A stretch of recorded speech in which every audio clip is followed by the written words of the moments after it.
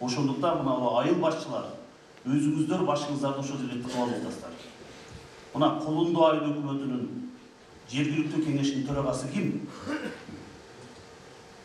Сиз болосузбу төрагасы. Сизде айтып атат контрабанда менен заниматься эткен маалымат келип атат. Эгерде сиздер өзүңүздөр баштасаңар кайрадан алабыз.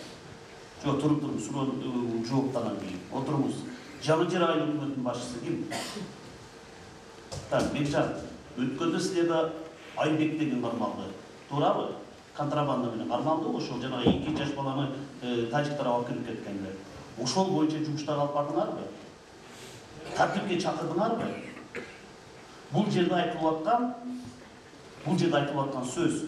Ар бир айыл башчы, айыл өкмөтү жерлерде жумуштарды алып барыш керек.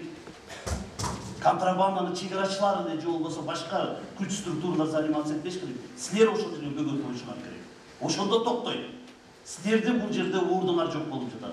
Бул жерде силердин ролуңар жок болуп жатат. Ошондуктан контрабанда күндөн күнгө күчөп жатат. 2 пост койгонбуз 2 трассада. Аны дагы атайын уюштуруп жүрүп, мына контрабандисттер алдырдыңар. Жалып кылып жүрүп. Мына кетти бу контрабанданын баары. Силерде намыс деген боло албайсыздар. Жигалошты кийип эч нерсе менен ишиңер жокпу? Тополоңдо канча адамды өлтүрүп алдың? Эмне болуп жатат? Өзүңөр барып туруп, чуркап барып туруп тажиктердин астынан жатып берип атасыңар. Контрабанда кылалы деп. Ошондуктан эгерде айылда бир терс көрүнүш болсо, айыл башчы айылда жыйын өткөрүш керек. Ошол жерде ким контрабанда менен алек болуп жатат, элдин астынан чыгарыш керек. Эгерде колуңардан келбей корксоңор, анда жумушту бошоткула.